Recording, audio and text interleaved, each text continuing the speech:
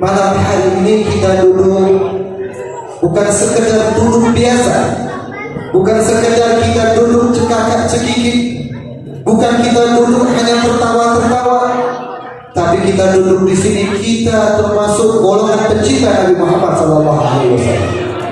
Duduknya kita ini adalah duduk yang sebentar, tapi keberkahannya begitu luas ya saudara. Al-Habib Muhammad bin Idrus Al-Habsyi, Sahib Surabaya, beliau menyatakan syuf jaswai abdus suaratuna. Apa kata Al-Habib Muhammad bin Idrus Al-Habsyi? Lihatlah, kata beliau, di waktu yang sedikit ini, lihatlah di waktu yang ringkas ini, bisa kamu dapatkan ketika kamu berjalan di malam hari dan tidak bisa didapatkan selain itu. Alhamdulillah. Kalau kita mau bahas dari 24 jam untuk duduk aja di majelis taklim seperti ini, itu cuma makan waktu 4 jam pada malam hari. Dari 24 jam, 4 jam aja cuma dipotong waktunya untuk duduk di majelis seperti ini. Kalau kita mau membahas waktunya sedikit ya ikhwan, waktunya sependek, tapi keberkahan dari Allah begitu banyaknya ikhwan ketika duduk di majelis seperti ini. Alhamdulillah kita termasuk golongan orang-orang yang tidak menyia-nyiai, tidak menggunakan waktu kita untuk jauh kepada Allah, dan kita gunakan waktu yang sedikit ini untuk duduk bersama mengingat Nabi Muhammad SAW. Moga-moga kita duduk semangat, hadir dengan hati yang tenang di malam hari ini. Tujuan tak lain dan tak bukan untuk Nabi Muhammad SAW. Moga-moga kita nanti mendapatkan syafaat dari Nabi Muhammad. Mudah-mudahan kita akan mendapatkan nadrah pandangan khusus dari Nabi Muhammad. Amin ya rabbal alamin. Masyaallah hadirin wal hadirat jami'an rahimakumullah. Cinta kepada Nabi Muhammad, mencintai Nabi Muhammad adalah suatu kewajiban yang Allah wajibkan kepada umat. Mencintai Nabi Muhammad adalah suatu hak daripada kewajiban yang Allah wajibkan kepada umat Nabi Muhammad SAW. Bagaimana tidak Nabi SAW menyatakan, ahibbullah lima yawzuku bihi min ni'ami wa ahibbuni li hubbillah wa ahibbu ahla baiti dhahbi. Nabi SAW menyatakan, cintailah Allah, kata Nabi SAW. Cintai Allah karena Allah Subhanahu wa ta'ala telah memberi nikmat kepadamu, dan cintai aku, kata Nabi SAW, sebagaimana kalian mencintai Allah Subhanahu wa ta'ala. Dalam hadis terakhir yang menyatakan, dan cintai keluargaku ahlul baitku sebagaimana kalian cinta kepadaku, kata Nabi SAW. Dari hadis ini kita bisa paham bahwasanya hak yang wajib kita cintai di muka bumi ini ada 3 orang. Ada 3 orang yang wajib kita taati, bahkan kita mencintai lebih dari yang lain. Yaitu yang pertama, cinta kepada Allah Subhanahu wa ta'ala. Kenapa kita diperintahkan cinta kepada Allah? Karena Allah Subhanahu wa ta'ala telah memberi nikmat begitu besar kepada kita. Coba kalau kita pikir ya, sekarang 1 menit saja atau 2 menit saja nafas kamu diberhentikan oleh Allah, sudah tak nikmat lagi hidup di muka bumi ini. Oleh karena itu cintai Allah karena Allah beri nikmat kepadamu. Karena nikmat Allah ada yang kecil di mata kita. Nikmat Allah semuanya besar di sisi kita ya kawan. Cuma terkadang kita saja kurang bersyukur nikmat Allah Subhanahu wa ta'ala. Yang kedua yang wajib kita cintai yaitu Nabi Muhammad SAW. Karena perintah dari Nabi dalam bahasa Arab, apabila kalau sudah ada lafaz fi'il amr, lafaz yang memerintahkan, maka itu menunjukkan dalalah al-wujud. Nabi merintahkan kita, cintailah aku, kata Nabi. Dalam bahasa Arab kalau sudah ada lafaz perintah, maka itu menunjukkan artinya adalah wajib. Berarti kita mencintai Nabi itu adalah suatu kewajiban yang Allah berikan kepada Nabi Muhammad SAW. Akan tetapi cinta kepada Nabi Muhammad, ukuran daripada Nabi Muhammad bisa mengenal kita di akhirat nanti, seukuran cintanya kita sama Nabi Muhammad SAW. Makanya dulu sahabat Sayyidina Umar bin Khattab radhiyallahu ta'ala, beliau pernah datang kepada Nabi SAW. Beliau menyatakan kepada Nabi,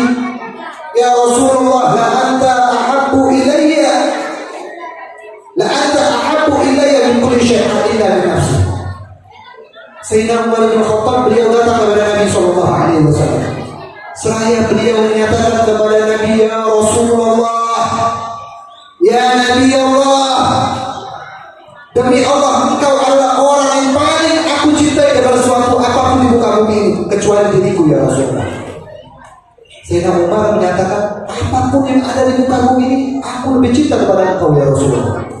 Anakku, aku masih cinta kepada engkau ya Rasulullah. Istriku, aku masih lebih cinta kepada engkau ya Rasulullah. Hartaku, aku masih lebih cinta kepada engkau ya Rasulullah. Tapi diriku ya Rasulullah, aku belum bisa 100% cinta kepada engkau. Kenapa? Karena aku masih cinta kepada diriku ya Rasulullah. Maka Nabi SAW mengatakan kepada Sayyidina Umar bin Khattab, la walladhi nafsi biyadihi la yu'minu ahadukum hatta akuna ahabba ilaihi min walidihi wa waladihi wa nasi ajma'in. Apakah ketika Sayyidina Umar menyatakan aku cinta kepada engkau ya Rasulullah melebihi apapun yang ada di muka bumi ini kecuali diriku ya Rasulullah, kata Sayyidina Umar, apakah saat itu Nabi Muhammad diam? Apakah Nabi Muhammad memuji kepada Sayyidina Umar bin Khattab? La ya akhwani. Nabi SAW malah menegur kepada Sayyidina Umar bin Khattab. Seraya Nabi SAW menyatakan, tidak ya Umar, la ya Umar, demi zat yang ruhku ada di tangannya, itu Allah Subhanahu wa ta'ala. Tidak dikatakan orang itu imannya sempurna sehingga dia mencintai aku melebihi apapun, bahkan melebihi dirinya sendiri. Ketika mendengar hadis tersebut, Sayyidina Umar bin Khattab radhiyallahu ta'ala pulang, gelisah. Dalam pulangnya beliau gelisah. Kenapa? Dia takut imannya belum sempurna ya kawan. Dia takut imannya masih kurang kepada Nabi Muhammad SAW. Dia pulang ke rumah gelisah semalaman, berpikir-pikir sampai atau tuh besokan harinya Sayyidina Umar bin Khattab datang lagi kepada Nabi Muhammad SAW. Seraya beliau menyatakan, ya Rasulullah, la anta ahabbu ilayya hatta nafsi ya Rasulullah.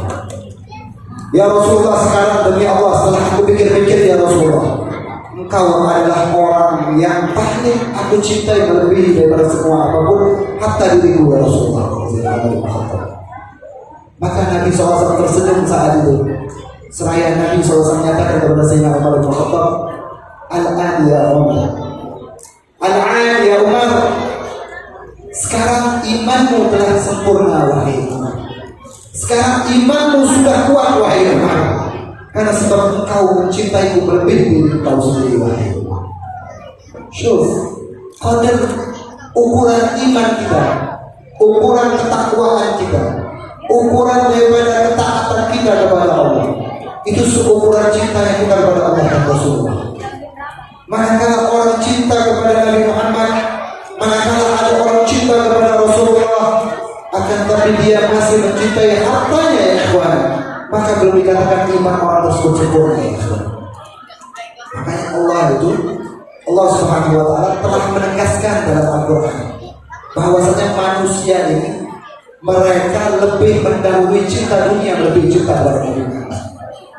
Buktinya Allah nyatakan dalam Al-Quran ketika Allah tegur bahwasanya ketika Allah nyatakan seorang anak, seorang bapak, seorang saudara, seorang keluarganya kamu itu lebih kamu cintai daripada kamu mencintai Allah dan Rasul.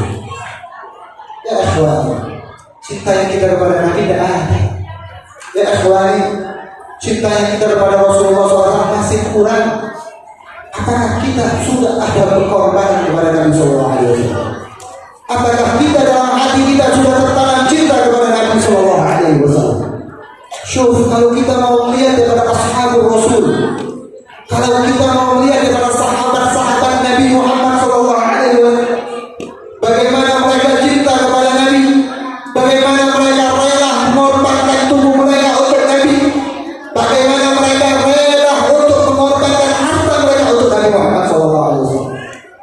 Kita lihat Abu Bakar As-Siddiq radhiyallahu ta'ala, sahabat yang sangat dicintai oleh Nabi, sahabat yang sangat dipuji oleh Nabi Muhammad SAW. Tapi kita lihat pengorbanan Abu Bakar As-Siddiq. Beliau relakan hartanya, beliau relakan semua hartanya untuk Nabi Muhammad SAW. Seraya berkata Abu Bakar As-Siddiq, beliau tidak pernah risau, beliau tidak pernah kepikiran, beliau tidak pernah pikiran untuk harta yang sudah ditanamkan untuk Nabi Muhammad SAW. Itu sahabat Nabi SAW. Bagaimana cintanya mereka kepada Nabi SAW. Bagaimana juga kisah daripada Ammar bin Yasir, seorang sahabat Nabi yang sangat kuat imannya kepada Nabi, yang sangat kuat cintanya kepada Allah dan Rasul. Sahabat Ammar bin Yasir, beliau mempunyai ayah bernama Yasir dan mempunyai ibu bernama Sumayyah. Ammar ini adalah seorang keluarga dari keluarga budak, ya. Jadi satu keluarga ini budak semua, diasuh oleh budak dari Bani Khuzaimah. Di situ Ammar bin Yasir, ketika beliau mendengar bahwasanya ada satu ajaran Islam, ada satu ajaran yang dibawa oleh seorang Nabi, ada satu ajaran yang dibawa oleh seorang Rasul akhir zaman. Saat itu Ammar bin Yasir beliau menuju ke Baitul Arqam. Saat itu Nabi SAW sedang kumpul bersama para sahabatnya. Ammar bin Yasir ini adalah salah satu dari 7 orang sahabat Nabi yang menampakkan Islam pertama kali. Salah satunya yaitu Ammar bin, yang kedua yaitu Suhaib al-Rumi. Ammar bin Yasir sama Suhaib al-Rumi ini mereka barengan masuk Islam saat ini. Ketika mendengar kabar bahwasanya Nabi Muhammad membawa ajaran baru, saat itu Ammar bin Yasir mendatangi ke Baitul Arqam. Diketuk itu pintu oleh Ammar bin Yasir. Saya menyatakan Assalamualaikum. Pada saat itu yang membukakan pintunya adalah Sayyidina Abu Bakar As-Siddiq. Maka ditanya oleh Sayyidina Abu Bakar As-Siddiq, "Madza turid?" Apa yang kamu inginkan wahai budak? Apa yang kau inginkan wahai daripada Ammar bin Yasir?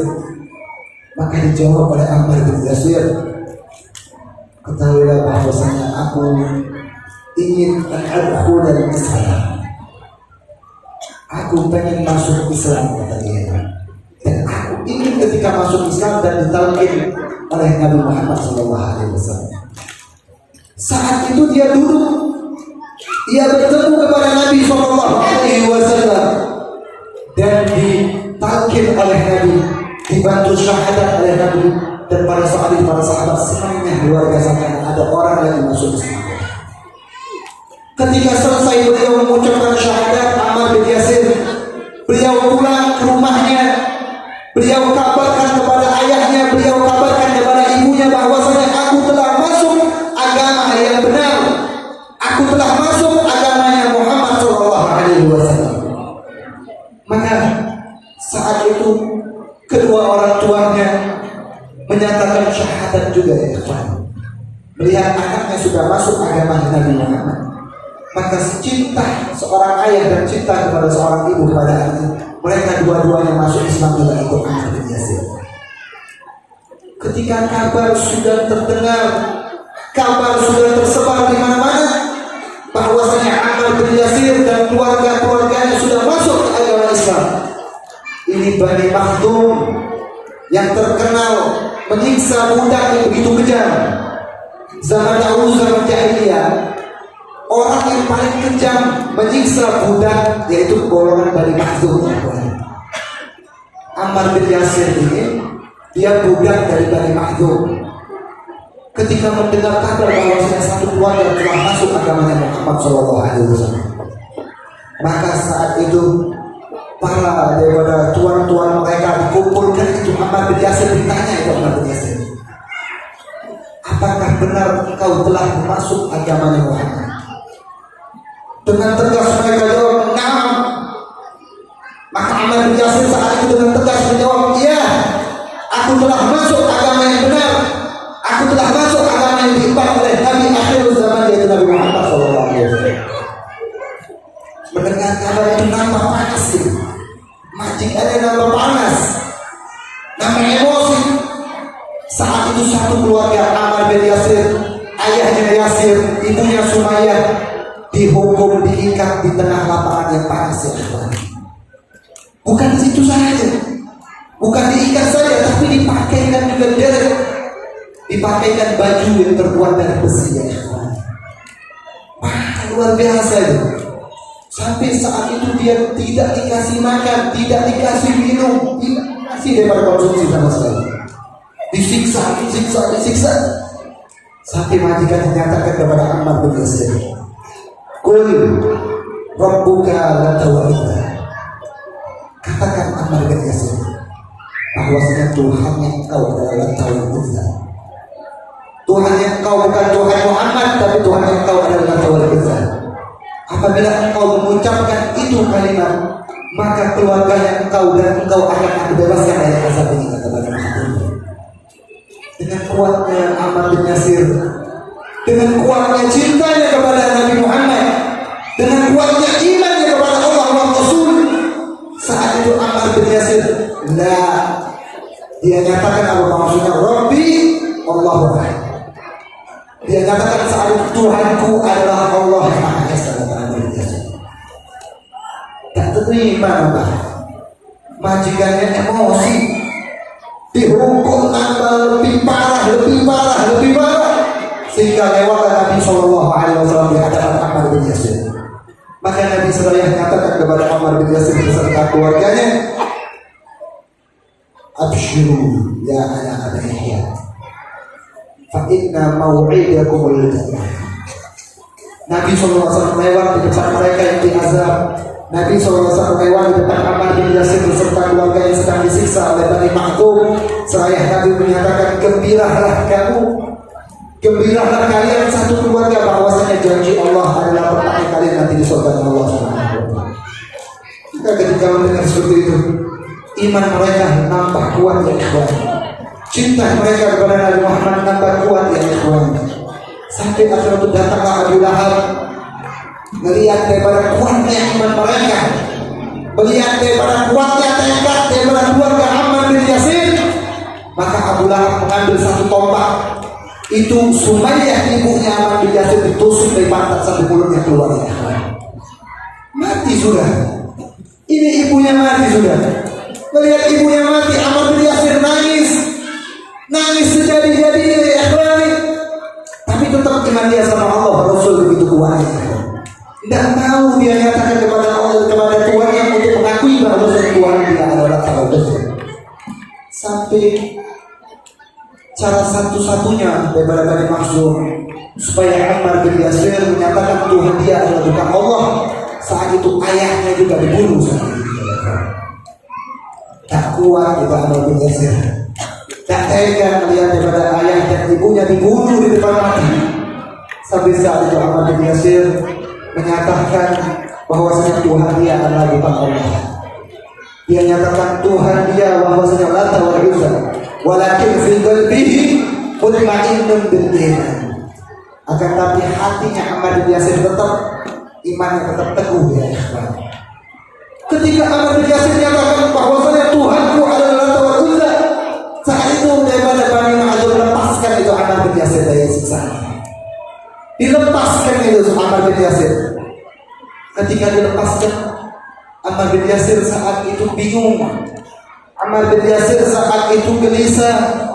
Bagaimana aku nanti menghadap Nabi Muhammad SAW, sedangkan aku ketika diazab kemarin katanya aku menjelek-jelekkan Nabi Muhammad. Bahkan aku menyatakan Tuhanku bukan Allah Subhanahu wa taala. Bingung Ammar bin Yasir sampai akhirnya dia datang kepada Nabi SAW.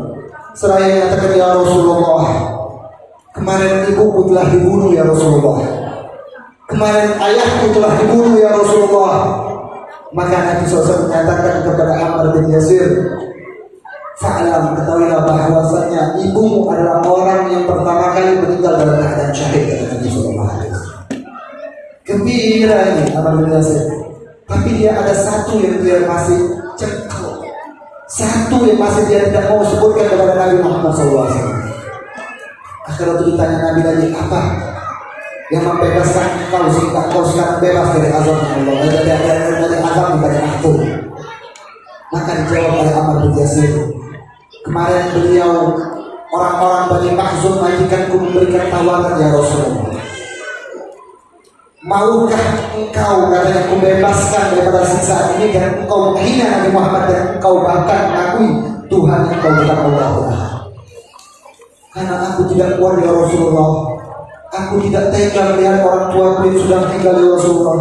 Maka aku mengatakan bahwasanya engkau adalah orang yang paling hina, engkau adalah orang yang berdusta, dan Allah Subhanahu wa Ta'ala adalah bukan Tuhanku saat itu, ya Rasulullah.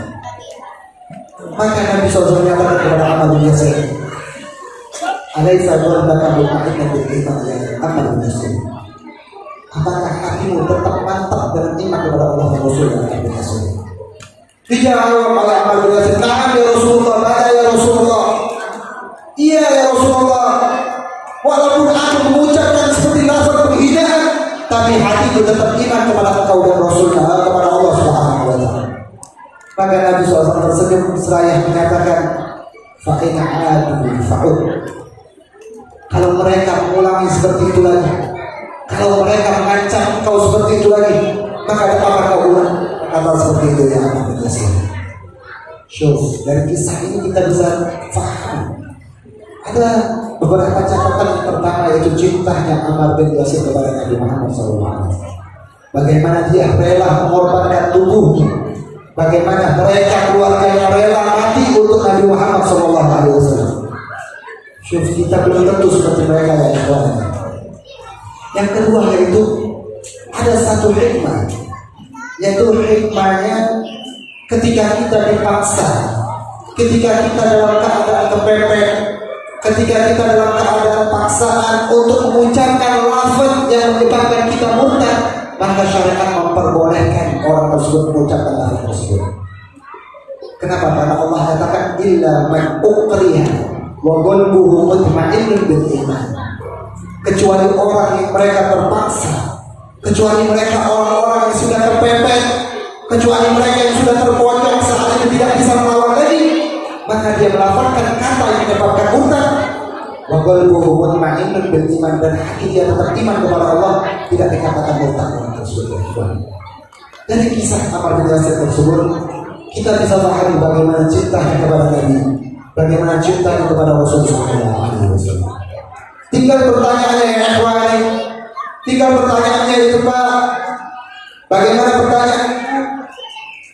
Yaitu apakah sudah ada rasa cinta kita kepada Nabi? Apakah sudah ada rasa sayang kita kepada Nabi? Adakah pengorbanan kita kepada Rasulullah SAW?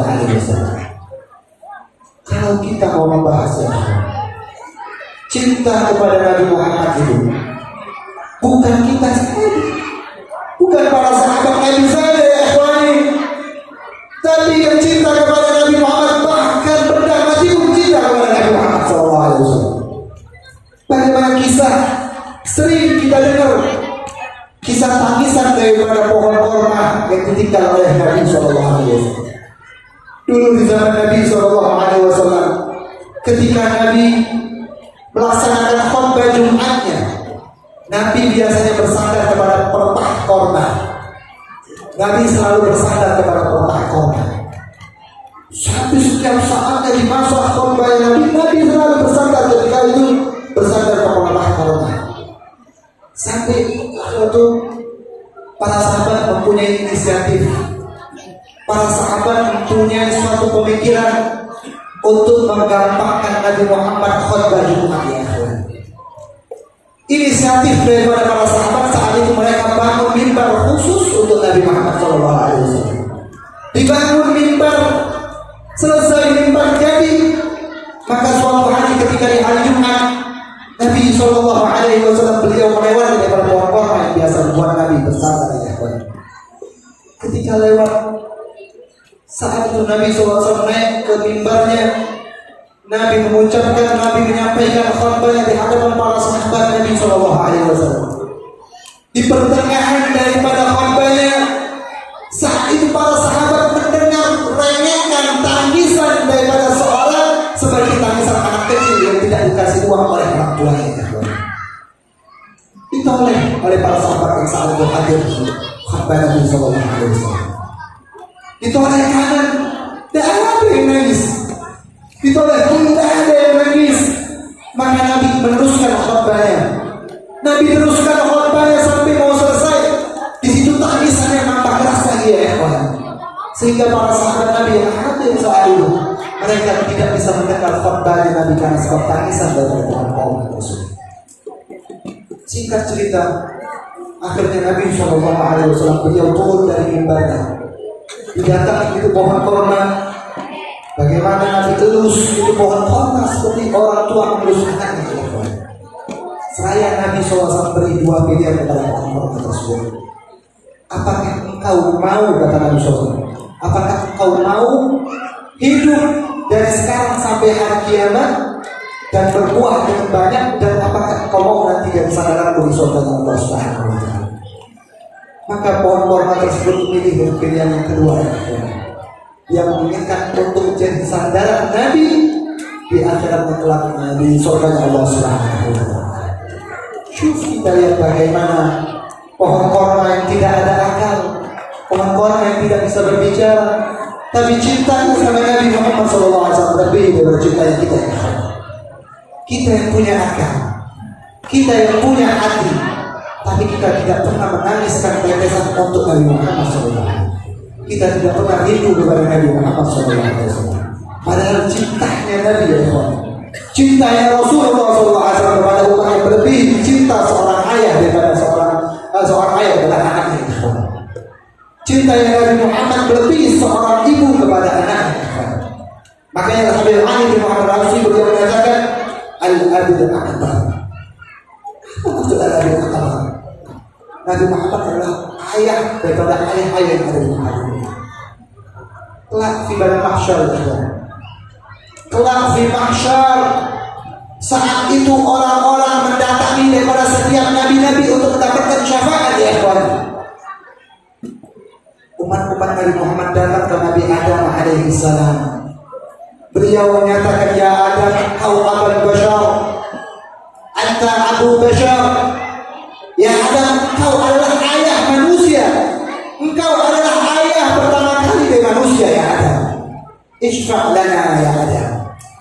Syafaatkan kami ya Adam dari murkanya Allah Subhanahu wa Ta'ala. Maka jawaban Nabi Adam, nafsi nafsi ya ikhwan. Jawaban Adam tetap satu, sendiri-sendiri. Aku tak bisa nolongi kau. Kamu tak bisa aku nolongi kau. Aku takut kepada Allah Subhanahu wa Ta'ala. Datang ke Nabi itu sama, jawabannya tetap sama, nafsi-nafsi.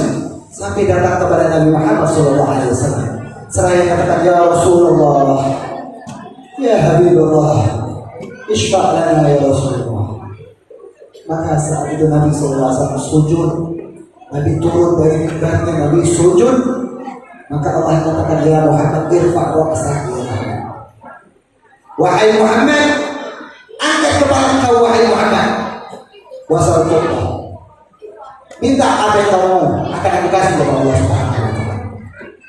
Apa permintaan Nabi Sallallahu Alaihi Wasallam? Apakah Nabi minta untuk dirinya aja yang selamat? Apakah Nabi meminta untuk dirinya dan keluarganya aja yang selamat? La ya ikhwani, Nabi nyatakan kepada Allah, ya Rabb, la arda wa wahidun min ummatin finnar. Aku tidak ridho, aku tidak ingin, aku tidak senang ya Allah, satu saja umatku masih ada di berada di neraka Allah Subhanahu wa Ta'ala. Saat ini Allah SWT menyatakan kepada Nabi Muhammad, ya Muhammad, tidak ada satupun dari umatmu yang masuk kepada api neraka itu illa kecuali orang yang sudah diudah pengen tetap masuk ke neraka Allah Subhanahu wa Ta'ala. Syuf, kita lihat Nabi Muhammad cintanya kepada umatnya. Yawma yafirru mar'u min akhi wa ummihi wa abi wa sahibatihi wa bani. Di hari tersebut ayah lari dari orang anaknya, anak lari dari ayahnya, ibu lari daripada anaknya yang dikatakan kasih sayang ibu sepanjang masa. Tapi di hari tersebut ibu lari dari anaknya. Keluarga kerabat kita yang biasanya menolong kita di dunia lari dari kita ya ikhwan. Cuma satu yang tidak lari sama kita, itu Nabi Muhammad SAW. Oleh karena itu tanamkan cinta kepada Nabi Muhammad. Mulai sekarang didik anak kita untuk cinta kepada Nabi Muhammad. kenalkan sirahnya Nabi Muhammad, kenalkan jalan hidupnya Nabi Muhammad. Bagaimana pengorbanan Nabi Muhammad untuk Islam, bagaimana pengorbanan Nabi Muhammad untuk umat-umatnya, bagaimana Nabi Muhammad SAW hidupnya dari kecil sampai meninggal. Kita kenalkan anak kita mulai sekarang ya. Kenapa? Karena anak-anak sekarang mereka yang dikenal bukan Rasulullah. Anak-anak sekarang, pemuda-pemuda sekarang yang dikenal bukan Allah. Anak-anak sekarang bukan yang dikenal itu adalah para wali dan auliya, tapi yang dikenal adalah pemain bola ya ikhwan. Yang dikenal adalah pemain-pemain yang Kristen ya ikhwan. Padahal kita tahu sendiri, Nabi SAW pernah suatu hari beliau di dalam khutbahnya datang seorang Arabi, datang seorang Badui dari gunung, datang menghadap Nabi Muhammad. Saat itu Nabi Muhammad dalam keadaan khutbah. Seraya Badui tersebut menyatakan kepada Nabi Muhammad, ya Muhammad, mata sa'a ya Muhammad. Saat Nabi khutbah, datang satu orang Badui mendatangi Rasulullah SAW berkata, ya Muhammad, mata sa'a, kapan kiamat ya Muhammad? Kapan kiamat itu ya Muhammad? Wah, para sahabat sudah ketemu semua itu. Para sahabat sudah kesel ini. Tak punya adat ya Rasulullah SAW dia tanya jerit-jerit tadi. Sudah ada yang mau ngumpul itu pada sahabat tadi. Tapi syukur kita lihat akhlaknya Nabi Muhammad. Nabi Muhammad tahu ini orang Badui, orang tidak tahu ilmu. Maka Nabi Muhammad nyatakan maka dan tafsirnya. Apa yang sudah kamu siapkan untuk menghadap kiamat? Kata Nabi Muhammad SAW. Itu sudah banyak sholat kata Nabi. Kamu sudah banyak mengerjakan pahala sunnah. Apa jawaban Arabi Badui tersebut? Ya Muhammad, aku tidak banyak menyiapkan diri untuk menghadap kiamat. Sholatku yang wajib saja, puasaku yang wajib saja, hajiku yang wajib saja, zakatku yang wajib saja. Tapi ada satu bekal yang aku siapkan untuk menghadap kiamat ya Rasulullah. Apa itu bekalnya kamu? Yaitu hubbullah wa hubbur Rasulullah. Bekalku cuma satu, yaitu cintanya aku kepada Allah dan cintakan aku kepada Rasulullah SAW. Maka Nabi SAW saat itu tersenyum mengatakan al-mar'u ma'aman ahad. Maka Nabi mengatakan seseorang itu akan dikumpulkan bersama orang yang dia cintai. Manakala kita cinta sama orang-orang yang baik, manakala kita cinta sama wali auliyaillah, manakala kita cinta kepada orang-orang soleh, cinta kepada syuhada, kita cinta kepada orang-orang daripada nabi-nabi Allah Subhanahu wa taala, maka kelak kita akan kumpulkan surga Allah Subhanahu wa taala bersama anbiya. Dan kalau kita cinta sama orang kufar, nauzubillah, kita cinta sama pemain bola, kita cinta sama pemain smackdown, kita cinta sama ini, cinta sama orang kufar, maka kelak kita di akhirat akan dikumpulkan di neraka Allah sama orang-orang yang kafir kepada Allah Subhanahu. Moga-moga yang hadir di malam hari ini ya kawan, kita dikumpulkan sama Nabi, kita dimeninggalkan dalam keadaan meninggal husnul khatimah, kita dimeninggalkan oleh Allah, diangkatnya roh kita dalam keadaan bahagia. Tidak lagi kita berdiri di majlis ini, insya Allah dosa-dosa kita diampuni oleh Allah Subhanahu wa taala. Dan tidak kita pulang ke rumah melainkan kita membawa ilmu-ilmu dari hasil kita dapatkan di hadir majlis ini. Rabbi farfa'na bi barakatihim wa atina al-husna bi hurmatihim wa hamidna fi tariqatihim wa mu'afatin min al-fitnah wal 'afwu minkum wa assalamu alaikum warahmatullahi wabarakatuh.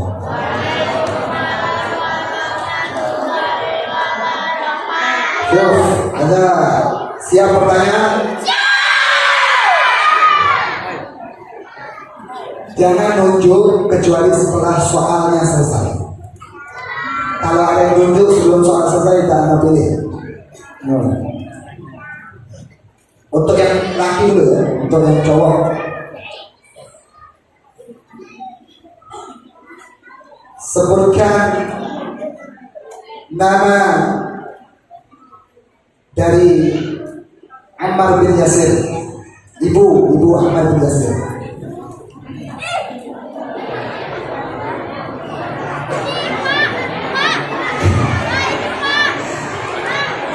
Yang kecil-kecil dulu.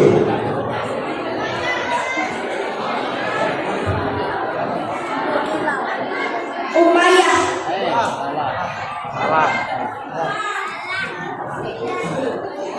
Ada yang lain?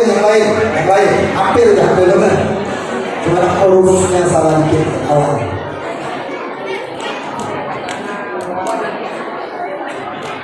Ayo berserah.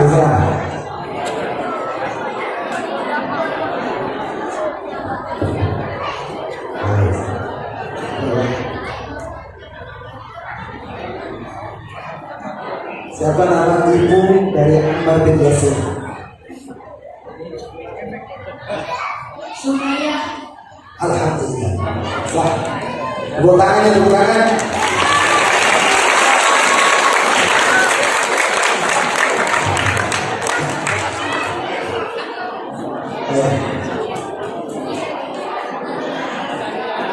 Sebutkan nih, masih yang cowok ya, cowok. Anak kecil yang cowok. Sebutkan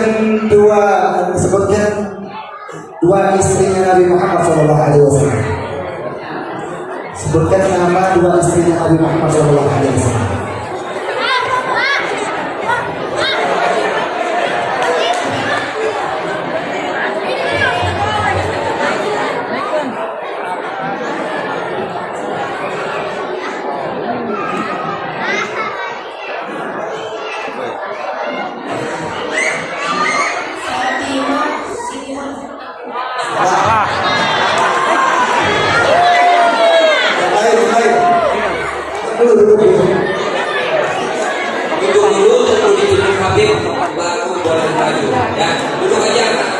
Yang 7 bulan tidak ada duduk. Sebutkan dua nama istrinya Rasulullah.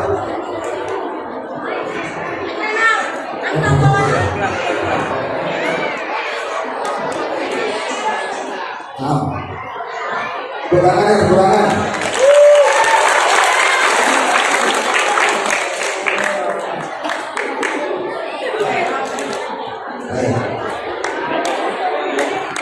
Dua lagi untuk yang cowok ya.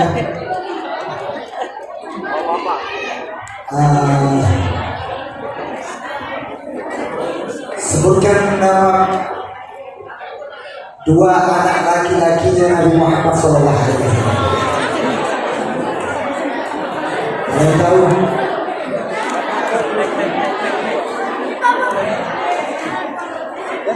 Dua putra Nabi Muhammad SAW.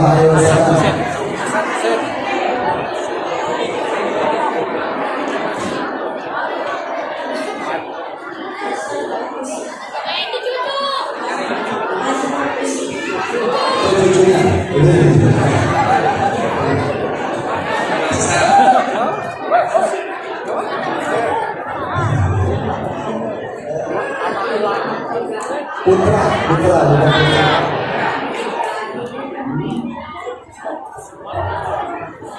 Ada lagi? Sebenarnya mana?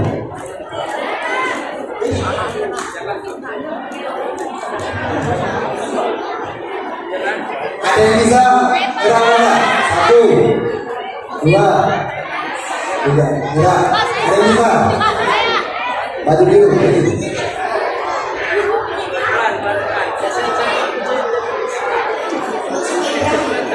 Coba sama kita tepuk tangannya.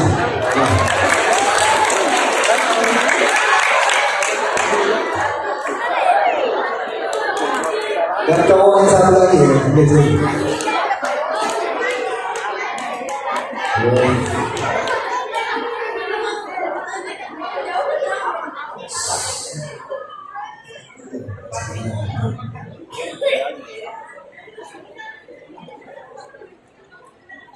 Sahabat yang paling dicintai oleh Nabi Muhammad SAW.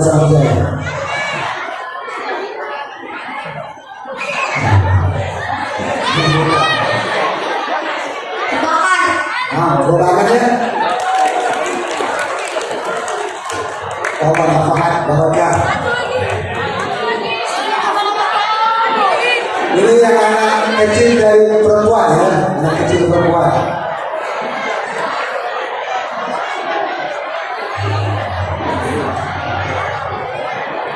Sahabat Nabi yang paling sahabat Nabi SAW yang setan takut sama dia siapa? Yang putri ya, anak kecil perempuan. ditakuti oleh setan. Ya, kerudung merah. Adik, maju maju.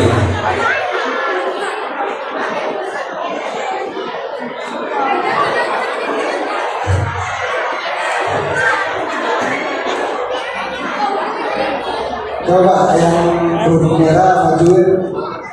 Bang Roy, tolong yang kerudung merah. Bang Roy, remaja masjid. Bang Roy, yang kerudung merah anak-anak putri, tolong bawa ke depan.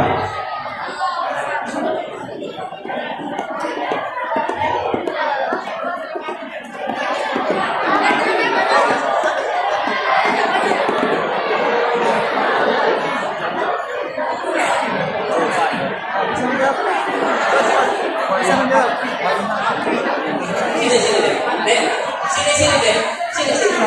Ya sini. Siapa? Tepuk tangannya, ya Allah.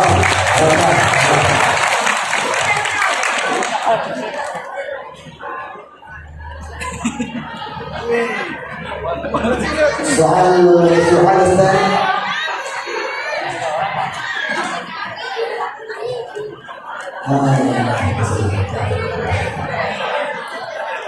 Sebutkan dua putrinya Nabi Muhammad SAW. Baju putih, Ya, baju putih, baju. Ini pertanyaan kedua untuk putri ya. Berarti sisa dua lagi. Selanjutnya dua pertanyaan untuk bapak dan ibunya. So, hadiah paling besar ibunya. sebutkan dua putrinya. Salah. Namanya Nabi. Putri ya, putri. Nabi. Siapa? Kasih putra, putri. Yang putri.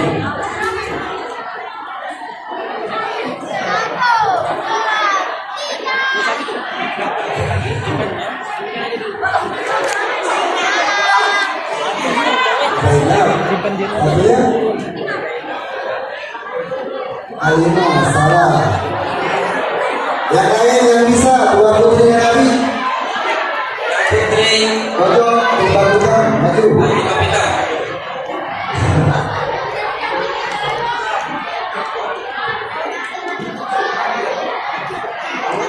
Wah, masalah.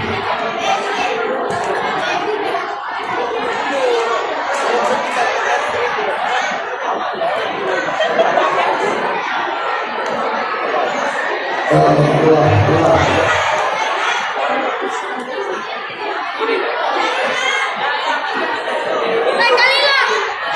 Siapa nama dua putri Nabi? Tepuk tangannya.